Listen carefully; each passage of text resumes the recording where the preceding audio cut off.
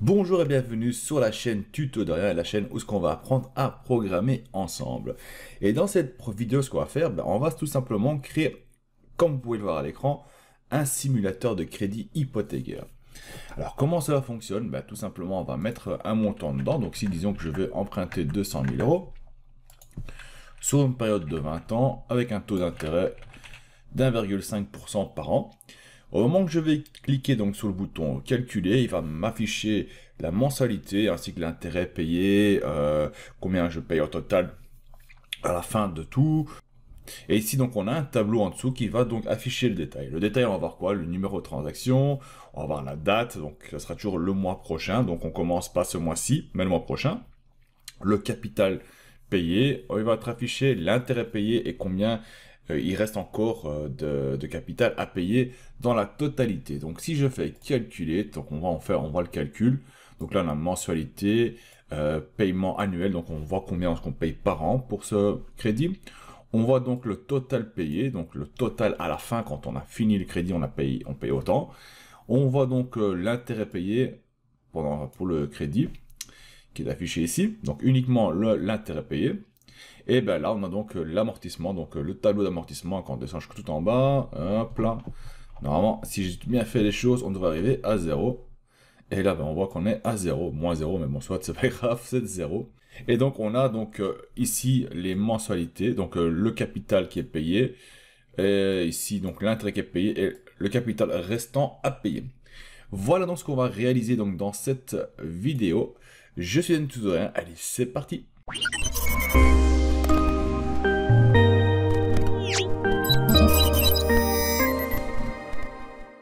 Et on va donc commencer par le début. Donc j'ai créé ici une page index.html, donc c'est notre page principale.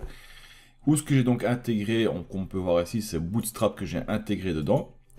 Alors ma page, qu'est-ce qu'elle a en fait? Tout simplement, elle a au-dessus donc le titre qui est dans H1 qu'on peut retrouver ici. Puis on va avoir donc nos inputs, tout ça ce sont nos champs qu'on va donc transmettre les informations de l'utilisateur. Donc au-dessus on a le label amount avec le champ d'insertion amount qui va donc contenir la somme de l'emprunt. En dessous on a le nombre d'années et puis on a donc l'intérêt à payer. Pour finir en bas, on a quoi? On a donc un bouton. Ici, on a créé un bouton qui va demander donc d'utiliser tout simplement la fonction getUsersInfo. La fonction qu'on va créer bien sûr, mais j'ai déjà mis dans le bouton, ainsi j'ai pu le faire par la suite, c'est déjà programmé. Alors en dessous, on a quoi? Comme on peut voir ici, en dessous, on a donc la préparation de notre tableau. Donc ceci, c'est un tableau. Le tableau a simplement une tête de tableau, donc le TH, le table head. Et nous, qu'est-ce qu'on va faire avec JavaScript? Tout simplement, on va générer automatiquement les tables rows, donc les lignes et les éléments de notre tableau et les afficher tant qu'il y a des paiements à faire. Et on s'arrête bien sûr au dernier. Donc voilà ce qu'on va faire et voilà ce que comporte donc tout ce code. Donc ici, tout simplement, on a donc le table head qui est affiché. Et bien sûr, ne pas oublier, le plus important, c'est de lier votre code JavaScript dans votre page HTML en faisant ceci. Alors, on va commencer par le début. Et qu'est-ce qu'on va faire? On va récupérer tout simplement les informations donc, de l'utilisateur. L'utilisateur va placer ici un montant dedans. Ici, va mettre des années, donc on va dire sur 10 ans, et va mettre un taux d'intérêt dedans. Notre objectif, c'est au moment d'appuyer donc sur Calculate ici, de récupérer donc ces informations. Et donc pour cela, on avait préparé donc dans notre bouton donc getUsersInfo. On va récupérer cela, on va dans notre JavaScript et on va créer donc la fonction getUsersInfo. Donc function getUsersInfo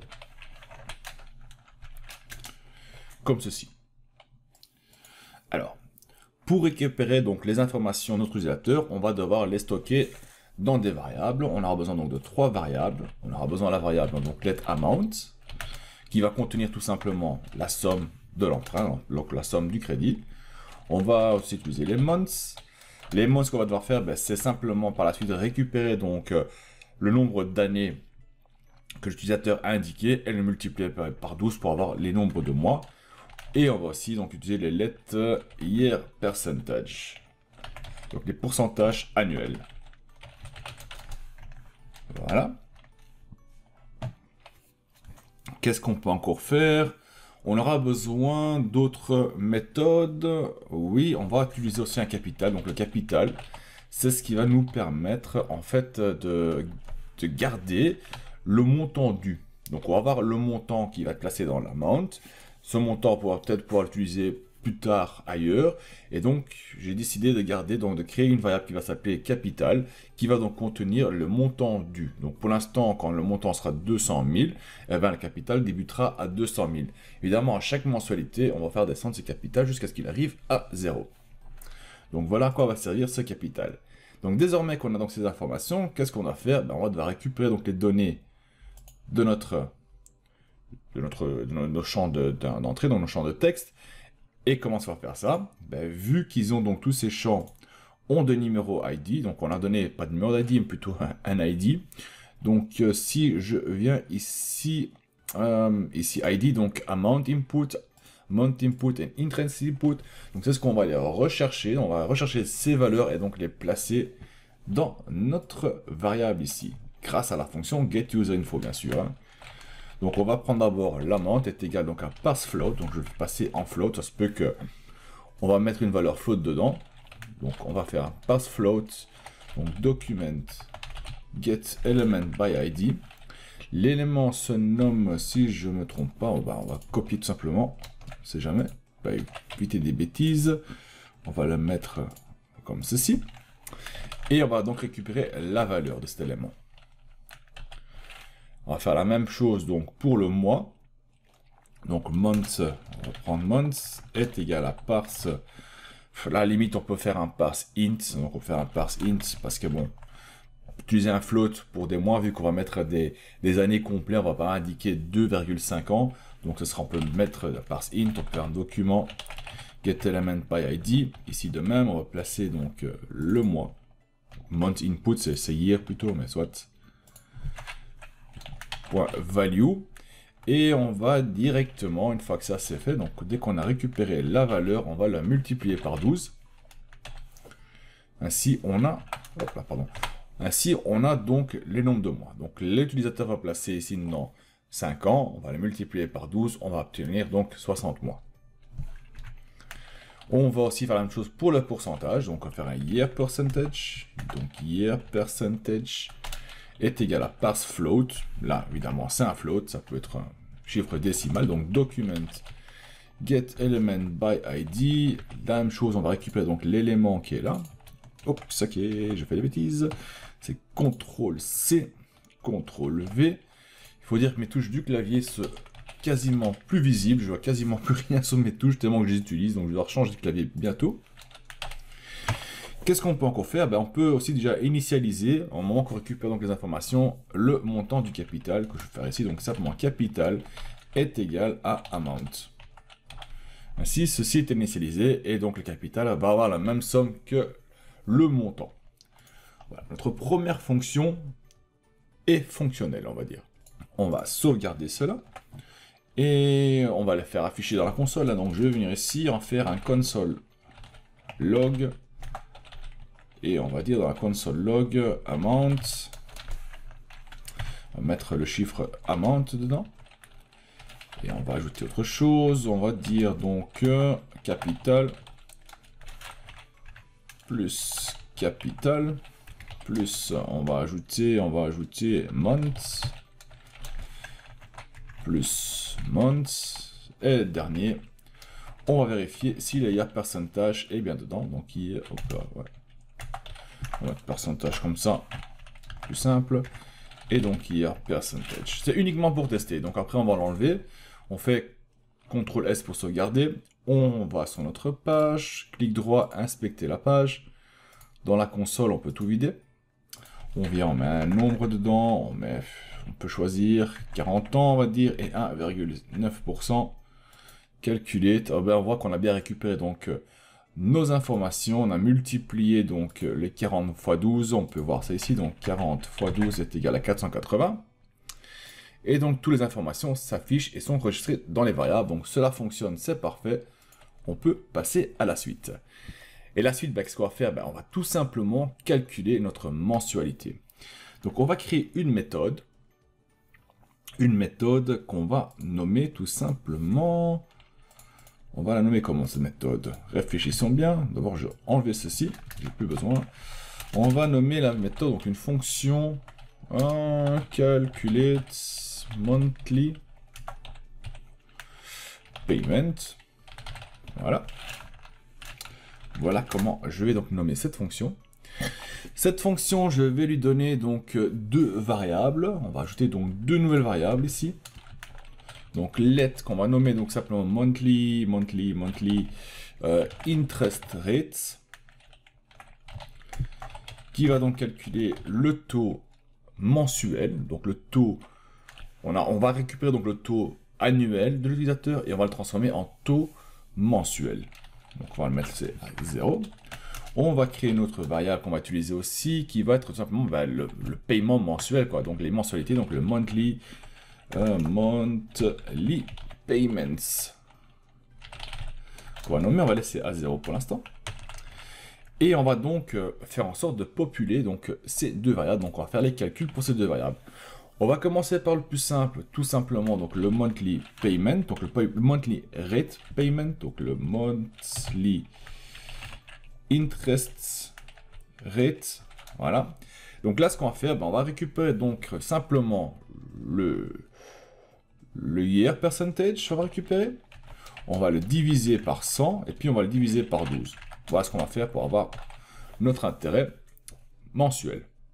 On peut aussi faire diviser par 1200 qui est plus court, hein, donc ça fait diviser par 100, diviser par 12. Mais si on veut garder les choses assez visuelles, on peut faire ceci, il n'y a pas de souci, on peut choisir. Le résultat sera le même. Donc là, on a programmé notre monthly interest rate. Et donc, pour calculer les mensualités d'un crédit hypothécaire, il faut utiliser une formule que j'ai trouvée sur Internet, donc je ne l'ai pas inventée, cette formule.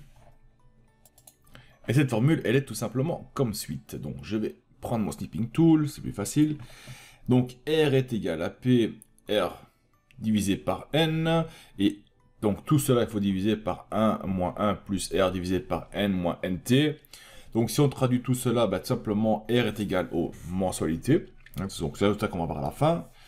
P, le P, c'est le montant initial qu'on va diviser, donc on va multiplier par les intérêts mensuels, donc le monthly interest rate qu'on va utiliser pour ça.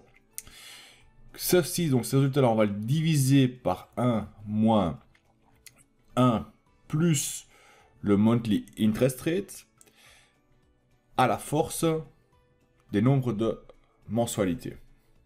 En négatif, bien sûr. Là, vous suivez?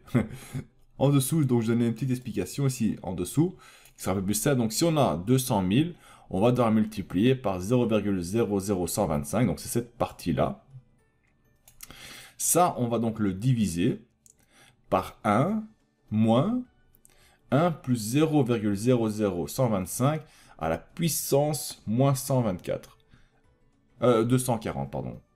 Car ici j'ai mis le calcul sur 20 ans, comme on voit ici, donc 20 fois 12, ça fait 240, donc en négatif, ce qui donne en première partie ceci, ça fait 250, c'est la partie au-dessus, divisé par la partie en dessous, où ce qu'on obtient donc notre mensualité, qui sera ici donc de 965,09 € par mois. Donc ça, c'est la mensualité qu'on va payer. Et cette calcul-là, donc tout ceci, on va l'intégrer dans JavaScript. Et pour cela, on va devoir utiliser une fonction de JavaScript Map, qui est tout simplement la fonction math, qui va nous permettre de faire donc les puissances. Et sinon, on va devoir les additionner et ça va être un peu un bordel. Donc on va utiliser la fonction math qui va nous aider à faire cela. Et on va le faire ensemble. Non, je ne vais pas sauvegarder. Donc on va venir ici, on va simplement monthly payment est égal à. D'abord, on fait la première partie. Très important. Première partie, c'est quoi? Eh bien, on va prendre l'amount qu'on va multiplier par le monthly interest rate. Si je trouve monthly interest rate, voilà.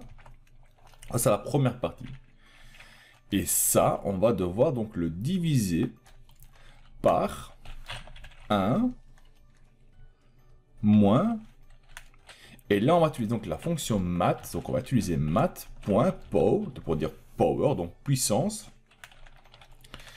Et quelle puissance on va utiliser? Ben, tout simplement le nombre 1, le premier nombre, qui est donc 1 plus le monthly interest rate. À quelle puissance on va utiliser cette monthly interest rate? On va utiliser une puissance de month. Donc on a déjà en fait stocké le nombre de mois fois moins 1. Et là, si je ferme le tout, ça devrait être bon. Je vais seulement voir si j'ai tout utilisé. Donc là, le power s'arrête ici, c'est super. Là, par contre, je pense que j'ai mis un de trop ou pas. Comme ceci, non, il m'en faut bien un de plus. Voilà, c'est comme ça. Donc voilà la fonction qui va, la formule qui va nous permettre de faire le calcul de la mensualité. D'ailleurs, on va vérifier ceci. On va faire un console log et on va mettre le monthly payment comme ceci et on va voir si cela fonctionne. Donc je sauvegarde, on va à nouveau sur notre page, inspecter, on va dans la console, on vide le tout, on met le montant dedans, donc 200 000 on avait dit sur 20 ans et 1,5 calculé. Et là, malheureusement, il n'y a rien qui s'affiche, ça veut dire qu'on a un problème quelque part. Et le problème qu'on a, bien sûr, c'est qu'on fait nulle part appel à cette fonction. Donc on va le mettre dans, après qu'on a récupéré donc les informations de l'utilisateur, on va faire appel à cette fonction, sinon ça ne sert à rien. Donc calculer de monthly payment. Voilà. On va refaire cette fois-ci donc 200 000 sur 20 ans, 1,5. Hop, console, on va le vider la console. Calculer, et là on a notre montant qui est ici. Il est affiché là, 965,0908 et tout ce qui va derrière. Pour l'instant, on va pas trop faire attention à ça, on va se concentrer uniquement sur ceci. Donc cela fonctionne, on a su calculer donc nos mensualités. Dorénavant qu'on a nos mensualités, donc ça je peux l'effacer, on va donc les faire afficher à l'écran. Et comment ça va faire ça? On va créer une nouvelle fonction qui va faire cela pour nous, bien sûr. On va faire une function. D'ailleurs, je vais la faire monter un peu. Donc, function, oui. Qu'on va nommer donc show overview. Et notre show overview, il aura quoi? Bah, tout simplement, on va donc prendre le document. En fait, ce qu'on va faire, hein, on a dans notre, ici, on a l'ID overview. Et c'est donc dans ce div-ci, le div overview, où ce qu'on va placer donc tous ces éléments dedans. Hein. Donc on va faire un document get element by ID. Je colle. Et là, ça va faire un inner HTML est égal à. Alors, on met de nouveau les signes un peu spéciaux. Et on va donc dessiner, on va concevoir notre élément HTML. Donc je vais mettre un P dedans, donc un paragraphe qui aura la classe est égal à. Donc on utilise Bootstrap 0.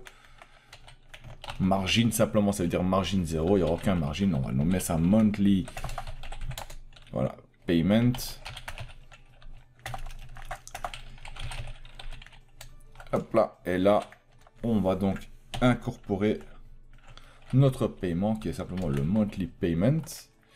Et là aussi, on va faire quelque chose de spécial. On va les définir à 2 chiffres après le décimo. Donc, parce qu'on a vu, on avait beaucoup. Hein. Rappelez-vous, quand on revient ici, il y a pas mal. Donc, c'est 965,09081 et ainsi de suite. Ça fait quand même beaucoup. Donc, on va vraiment limiter à 2 chiffres après la décimale. Et on va donc utiliser aussi un format qu'on connaît. Donc, les virgules, on veut les séparer avec une virgule. Là. Donc, les décimaux, nous, on va les séparer avec une virgule. Donc, on va le donner un format monétaire de chez nous, de la France ou de la Belgique. Alors, comment est-ce qu'on fait ça? On fait donc simplement un point. D'ailleurs, on fait un tout local string. On va dire quel format qu'on veut le faire notre string. Un string FR pour le format français ou anglais. Et là, on va encore ajouter 2 nouveaux arguments. Donc, je vais faire entrée pour mettre une nouvelle ligne. Donc, ainsi c'est plus lisible. Je vais ouvrir une accolade de nouveau et on va utiliser 2 nouvelles fonctions de JavaScript qui va définir que s'il y a un nombre avec plusieurs chiffres décimaux, On va dire qu'on veut avoir minimum 2 décimaux. Ça veut dire que même si le chiffre est donc 1,1, je veux qu'il affiche 1,10 et non pas 1,1. On veut que ce soit consistant partout, donc on va avoir minimum 2 chiffres après la virgule et aussi 2 chiffres maximum après la virgule. Ça veut dire qu'on va toujours avoir 2 chiffres après la virgule. Comment est-ce qu'on fait ça? On va utiliser donc le minimum fraction digits. Voilà. Et là, double point 2. Virgule, on va utiliser cette fois-ci le maximum fraction digits. Oui, c'est bien ça. Et lui, on va le mettre aussi à 2. Voilà ce qu'on va faire.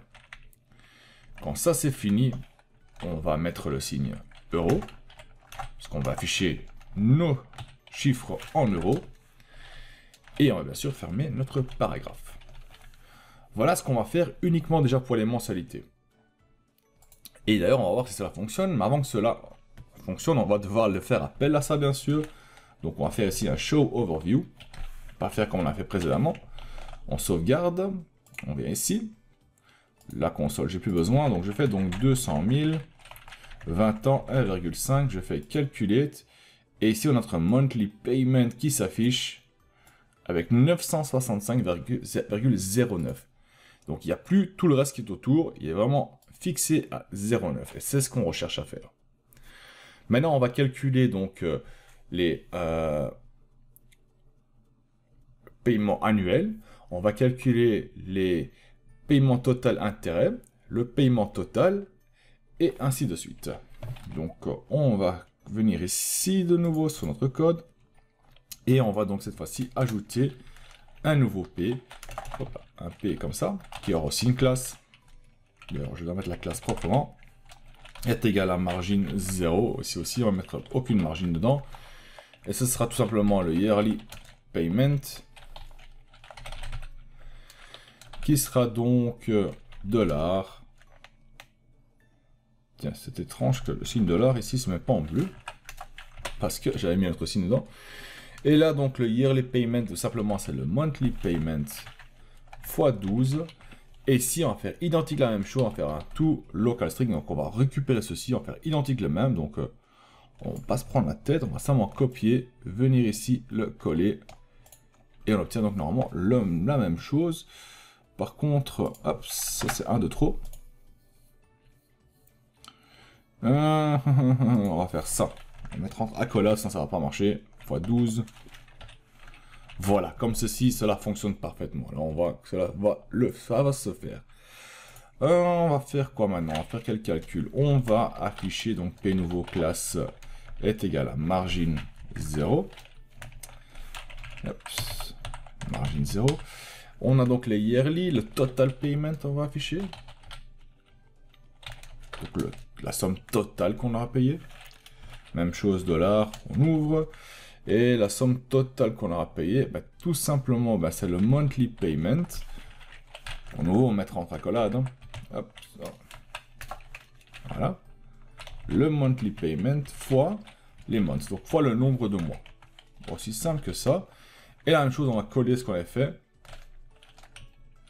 Hop, on va bien mettre le point. Donc ça c'est fait aussi, c'est super. Et puis on va calculer les total intérêts payés. Donc le total intérêt, donc là ce qu'on fait la même chose, donc un P classe est égal à M 0. Et comment est-ce qu'on va calculer cela? Bah, tout simplement on va prendre le calcul qui est ici, donc le monthly x 12 moins le montant initial, et là on obtient en fait tout simplement bah, l'intérêt qu'on a payé en total. Donc on fait donc que c'est total interest paid, donc dollar. En fait je peux reprendre ceci, copier, coller, sauf qu'ici la collade elle est bonne. Voilà, maintenant qu'on a collade, et là on va faire moins le monthly. Non, l'amount plutôt. Moins l'amount. Et cela devrait suffire. On va essayer. Hein. Donc on va venir ici. On va mettre 200 000. On va mettre sur 20 ans. 1,5. On calcule. Et là, il y a des choses qui ne sont pas correctes. Tout s'affiche, mais ça, je ne vois pas qu'il s'affiche. On va devoir corriger ça. Donc, où est-ce que j'ai mis des choses en trop? Alors, voyons voir. Ben, ici, tout simplement, on va enlever ceci. On va sauvegarder, on va réessayer. Donc, 200 000. Voilà, 20 ans, 1,5. Calculer, voilà, tout s'affiche parfaitement. C'est super. Et comme on peut voir aussi, il y a un espace entre les 1000. Donc, une fois que c'est un séparateur de 1000, en fait, c'est pas collé et c'est beaucoup plus lisible. Donc, ça, c'est vraiment quelque chose de top. Alors là, c'est fait. On va s'attaquer au dernier morceau qui est tout simplement donc devoir afficher toutes les informations, donc le détail, donc le numéro de transaction, la date, donc ça veut dire quand on prend un crédit ici, il va afficher pas le mois actuel mais le mois prochain, donc l'année et le mois prochain. Donc on va travailler avec des dates. On aura le capital payé et l'intérêt payé. Donc c'est simplement on va récupérer ceci et là on va donc le diviser en deux morceaux. Une partie sera capital payé, la partie sera intérêt payé. Si on les compte ensemble, on obtient donc le monthly payment. Et le loan due, ça veut dire seulement le capital qui reste. Donc on va prendre la somme du capital, donc on débute avec 200 000, moins le capital payé, le reste sera affiché dedans. Et ça on va le faire donc à chaque fois jusqu'à ce qu'on a fait donc les 20 ans de paiement ou les 240 mois ou donc 240 entrées. Donc là, on va faire quoi? On va créer une fonction pour ça aussi, une fonction assez spéciale pour ça. On va laisser ça, c'est pas grave. Donc je vais un peu remonter le tout, et on va créer une fonction qu'on va nommer donc getDetails. Voilà. Et dans le détail, on va placer donc deux variables qu'on aura besoin. Une variable qu'on va nommer information qui va donc stocker donc chaque ligne de notre tableau, donc ceci notre tableau. Et donc dans cette variable information, on va chaque fois stocker première ligne, ajouter la deuxième ligne, la troisième ligne, et ainsi de suite. Donc le nombre de lignes qu'on va avoir, on va tout simplement le stocker dans la variable, donc let information, qui commence donc vide. Et on va avoir aussi besoin d'un counter. Le counter va commencer à 1. Donc cela va nous permettre de compter le nombre de fois qu'on va devoir faire une itération. Ici, on a plusieurs options pour faire une itération. Ensuite, on va utiliser une boucle while. Une boucle while, c'est quoi? Tout simplement, on va indiquer while. Et tant que la condition qui se trouve ici au milieu, donc on va placer une condition. Donc tant qu'on dit que le counter est plus petit que le nombre de mois, eh bien, on va itérer le code qui va se trouver donc entre parenthèses. Ça, c'est une solution. On peut utiliser le do while parce qu'il va avoir minimum une transaction, donc on peut utiliser do et puis fait tant que, hein, ça on peut utiliser un do while.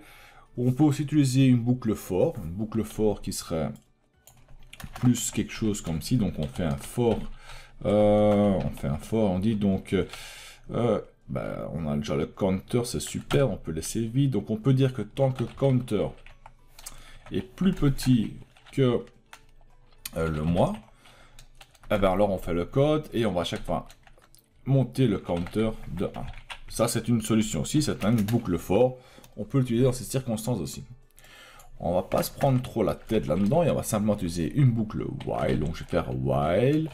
Donc, counter est plus petit que ou même égal à months. On va donc faire une itération. Donc, une boucle. Et dans notre boucle, on va créer dans cette boucle spéciale, on va créer donc une date, on va ajouter une date, donc let payment date, on va la nommer. Payment date. Et ce payment date sera donc une date, donc on va l'associer à l'objet, donc on va créer un objet de type date. Et notre payment date, on va devoir donc l'initialiser. Pour l'instant, notre payment date, c'est la date actuelle. Donc, si je fais new date, il va prendre la date actuelle. Et moi, ce que j'aimerais bien avoir, donc, c'est de dire que payment date, donc, cette month. Donc, qu'est-ce qu'on va dire? On va dire qu'il doit changer le mois. Et qu'est-ce qu'il va faire changer le mois? On va dire qu'il va prendre le mois actuel. Donc, le payment date, c'est le mois maintenant. Donc, là, on est en mois de mai. Donc, il va prendre le mois de mai. Et je vais dire get month. Donc get month, je vais dire voilà, tu prends le mois de la date actuelle et tu vas ajouter 1. Ok. plus 1. Là, il va ajouter une date en plus. Il va ajouter donc mai plus 1, ça va faire juin. Mais je veux qu'il fasse ça pour chaque ligne. Ça veut dire que si on arrive sur la prochaine ligne, d'ajouter plus 2. Donc le mois actuel plus 2, il doit m'afficher donc juillet et pas juin. Donc ça, on va pas pouvoir le coder manuellement. On va devoir utiliser tout simplement le compteur pour ça. Une fois qu'on a utilisé le compteur pour ça, c'est super. On peut fermer l'accolade. Et cette fois-ci, on a donc déjà créé nos mois. Donc ce que je vais faire, on va faire appel à ça. Hein. Donc on va faire appel à ce code, aussi get details. Donc dès qu'on a récupéré les données de notre utilisateur, on va afficher donc le détail, l'information ainsi que le détail. Et on va voir ce qui va se passer. Hein. Donc je vais revenir dans mon code ici. On va utiliser donc 20 000 ou 200 000. On va le mettre sur 20 ans. Voilà. 1,5, on a fait le calcul, on fait calculer, et là, il n'y a rien qui s'affiche, on va voir pourquoi. Ah, je crois que je suis parti dans une boucle à l'infini, je peux plus rien faire, donc oui, je suis parti dans une boucle à l'infini. J'ai quelque chose fait de mal. Alors, tant que compteur est plus petit ou égal au moins, oui, on est parti en boucle infinie, j'aime pas ça, faut que j'arrête. Et pas d'autre choix que d'arrêter mon browser. En fait, ce qui s'est passé ici, c'est que je suis parti dans une boucle à l'infini. Je n'ai pas donné de conditions qui fassent incrémenter donc mon compteur. En fait, ce qui se passe, c'est qu'il n'y a rien qui fait monter mon compteur de 1, 2, 3, 4, 5. Et donc, cette condition sera toujours vraie. Donc là, je rentre dans une boucle à l'infini. Vu que la condition sera toujours vraie, vu que mon compteur ne monte jamais. Donc, je vais faire en sorte que mon compteur monte. Donc, je vais simplement faire un counter plus, ainsi il va monter. Cette fois-ci, donc je dois relancer le tout, vu que j'ai fait tout planter. Et là, si je vais l'utiliser, ça devrait être bon. Donc je fais 20 ans, je fais 1,5, calculate, et là le calcul s'est fait, mais il ne s'est pas affiché, parce que je n'ai pas demandé de l'afficher. Voilà pourquoi. Donc oui, on va devoir l'afficher aussi. Hein. Donc on va venir ici, et on va l'afficher. On va dire que, donc rester dans la boucle, hein. On va dire que information, donc là on va ajouter quelque chose dans l'information, est égal à, on va ajouter, donc on va faire un plus, si on met un plus devant, ça veut dire qu'on prend l'information qui se trouve déjà dans l'information, donc on va prendre ce qui se trouve déjà dedans, et on va ajouter quelque chose en plus. Et là, ce qu'on va rajouter en plus, on va mettre le signe pour pouvoir placer plusieurs lignes de code HTML. On va placer d'abord un TR pour un table row. Dans le table row, on va ajouter des TD, des table data, donc pour des données dans notre tableau. Et donc, pour mes données qu'on va placer, simplement, on va placer le counter. D'ailleurs, je vais incrémenter le compteur ici et pas plus haut. Ainsi, on voit sur quelle ligne on se trouve. Donc, on a commencé avec le TD. Puis, ce qu'on va faire, je vais créer une nouvelle ligne en bas. On va afficher tout simplement le display, le date. Hein. Donc on va afficher notre date. Et donc ici on va simplement passer donc la variable date. Donc c'était payment date. Voilà. On sauvegarde, on va tester ceci, donc 200 000. Bon, plus ou moins 20, 1,5. Calculer. Et on n'a toujours rien qui s'affiche. Pourquoi ? Console, dis-moi, qu'est-ce qui se passe? Pourquoi rien s'affiche? Oui, évidemment. Oh, j'ai donc ici initialisé l'information, mais je n'ai jamais dit à mon code de l'afficher. Hein. Donc là, tout ce qu'on a fait, c'est stocker donc, les nouvelles informations dans la variable information, mais on ne l'affiche pas. Donc on va devoir l'afficher à la fin de notre boucle. On va faire un document get element by ID. L'élément s'appelle detail, je pense, c'est bien ça, details. Voilà. Set inner HTML est égal à information. Information, voilà. On sauvegarde, on va réessayer à nouveau. Donc 200 000. On attend 1,5. Calculer. Et là, on a nos dates qui s'affichent. Donc 1, 2, 3, 4, 5, 6, 7, 8, 9. Donc on a donc toutes nos itérations. Donc on devrait en avoir 240. C'est bien ça. Super. Et il m'affiche donc les dates au complet. Wednesday, June, blablabla. Ah, ouais, Midden Europe est Zomertijd. Oui, donc il m'affiche donc tous les détails que j'ai besoin d'avoir pour une date. Et c'est pas quelque chose qu'on voudrait avoir. On va avoir une date un peu plus condensée qui m'affiche donc les jours, les mois et l'année. Donc ça, on va travailler dessus pour le moment. Donc on va venir de nouveau à notre code. Et donc pour avoir une date propre, hein, donc on veut seulement récupérer la date, mais proprement sans toute l'information qu'il y a avec, on va donc devoir un peu séparer toutes les informations de notre date. Et tout ce qui m'intéresse en fait, c'est d'avoir simplement le mois et l'année. Hein, vu que le jour va toujours être le premier du mois qu'on va demander. Donc ce qu'on va faire, on va récupérer uniquement de la date qui se trouve donc dans Payment Date. Hein. On va tout simplement récupérer donc la date, le mois et l'année. Alors comment on va faire ça? On vient ici et on va tout simplement dire que let month, on va créer une nouvelle variable qui s'appelle month, qui sera égale au payment date get month. Tout ce qu'on va faire là, c'est récupérer le mois. On va faire la même chose, donc let year est égal à payment date get year, qui va simplement récupérer donc l'année, l'année, let get year, get full year même, encore mieux. Voilà, donc là on va récupérer le mois et l'année. Et ça, on va donc vouloir le montrer à l'écran. Donc on va créer une variable qui s'appelle let display date, qu'on va nommer ça, est égal tout simplement à 0,1. Donc on va chauffer au début du mois. Là, on va donc ajouter le mois dedans. Donc month. On ferme ça. Par contre, je vais utiliser les signes spéciaux. Voilà. Ici, je peux mettre ça dedans. X. Dernier, pas besoin. Donc le mois. Puis on va mettre bien sûr l'année. Donc year.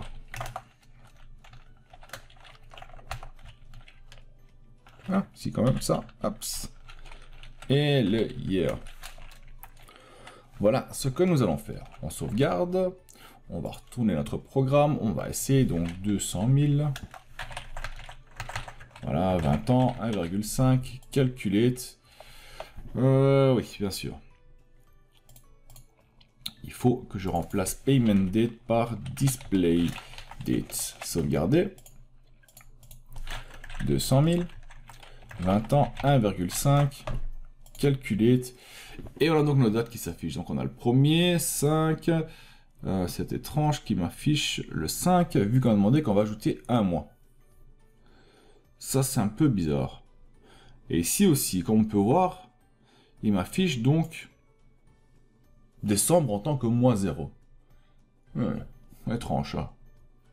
En fait, c'est quelque chose de particulier dans la fonction date, donc les fonctions de date dans JavaScript, c'est que il va compter de 0 à 12, à 11, pardon, et c'est ce qu'il va afficher. Donc, pour l'instant, on est au mois de mai, mais il va enlever 1, vu qu'il se trouve dans la case 5, et 5 correspond à mois 4, donc ça veut dire qu'ici, c'est avril, en fait.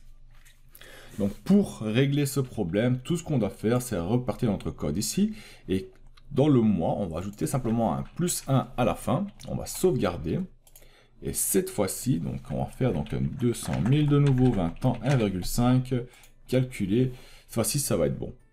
Donc là, le 1 du 6, c'est bon, on a à nouveau le 12e mois, c'est parfait, et on passe au premier mois. Donc cela fonctionne parfaitement.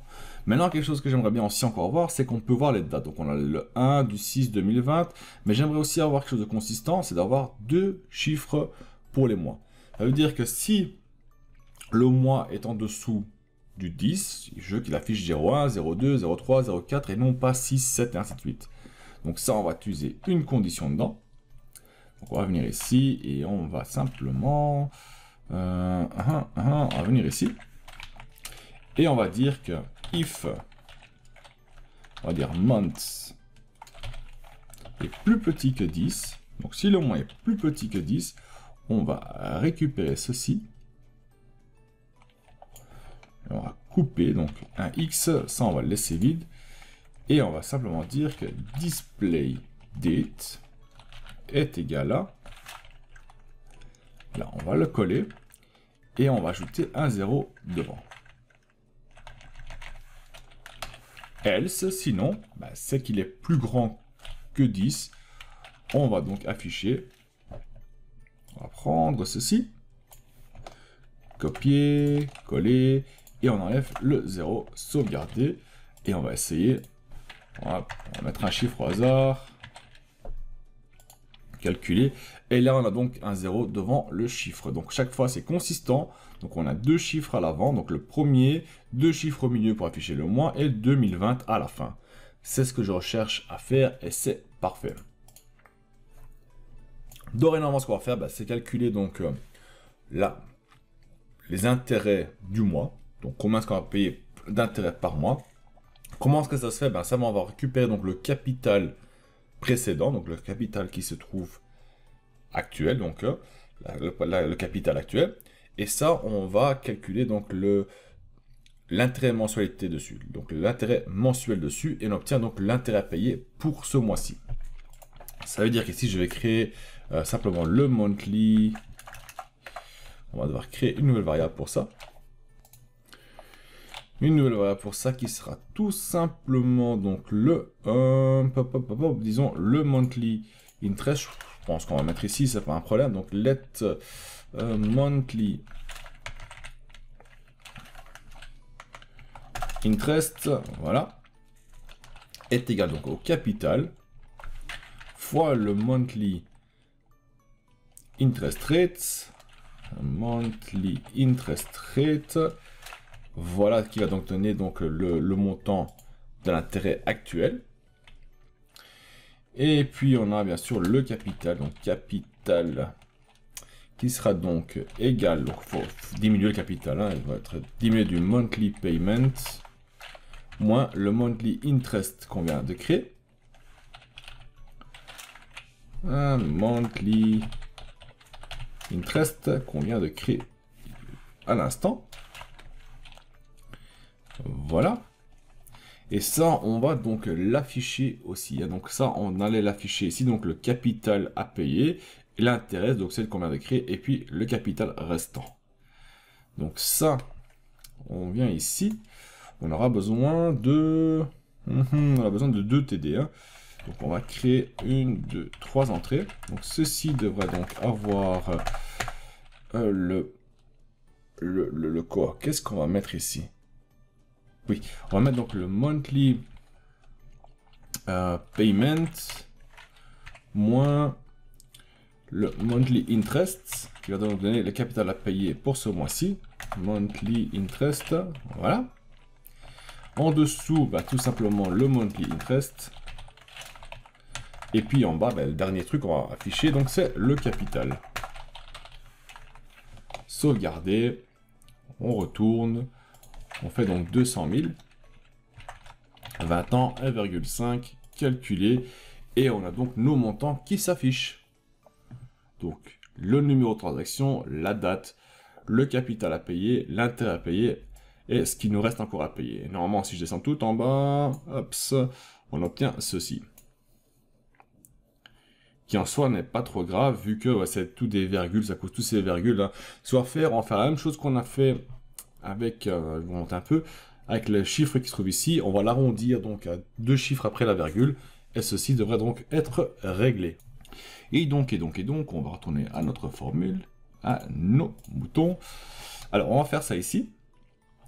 Et comment est-ce qu'on va faire ça? On va d'abord mettre ceci entre parenthèses, ainsi on sait que c'est la totalité qui va le faire, et on va faire la même chose qu'on a fait au-dessus. Donc, on va venir au-dessus, on va tout simplement reprendre ceci, le copier jusque là. Donc copier. Et ça, on va donc venir le coller ici. Donc on met un point et on va le coller. Et normalement, ça devrait être bon. Si je ne me trompe pas, j'ai un point trop. Voilà, comme ceci, super. On va faire la même chose pour là. Donc je fais un point et on va coller ce qu'on a fait. À nouveau 2 points. Et puis pour le dernier, hein, on va coller. Non, à l'intérieur, ce sera peut-être mieux. Ici, coller. On va sauvegarder. On va lancer le code. Donc 200 000. Vous pouvez essayer avec d'autres chiffres, hein. C'est simplement que... Et là, je fais 1,5, calculer. Et comme on peut voir, tout est mis proprement. On a donc 2 virgules après, on a 2 chiffres après la virgule, 2 chiffres après la virgule, 2 chiffres après la virgule. Et si je vais tout en bas, on obtient le 0. Super, non?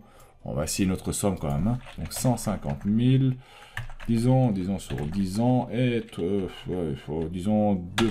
Voilà. Calculer. On descend, on obtient encore toujours notre 0. Tout ceci fonctionne à merveille. Et donc voilà, nous avons notre calculateur de crédit, avec son détail bien sûr.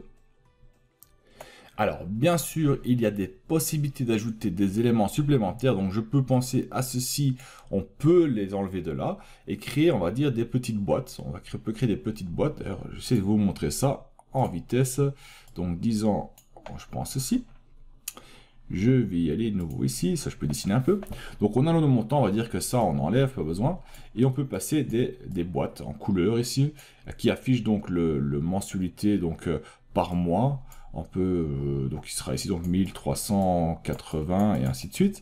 Ici mettre une boîte par exemple pour les paiements annuels, donc annuel, avec son chiffre dedans, le paiement d'intérêt total et le paiement total de crédit. On peut le mettre par exemple en dessous dans une boîte en couleur. Donc ça c'est des possibilités qu'on peut faire, qu'on peut donc améliorer. On peut aussi changer, on peut dire des différentes couleurs. Ici on peut dire que voilà, la première ligne on met en un couleur de fond un peu plus gris, hein. Ici on laisse blanc, gris, blanc pour bien changer. Vous avez plusieurs possibilités, vous pouvez vous amuser avec cela, et j'espère que vous allez vous amuser avec cela, et que vous avez appris pas mal de choses dans cette vidéo, et on se retrouve dans une prochaine partie. Allez, salut tout le monde!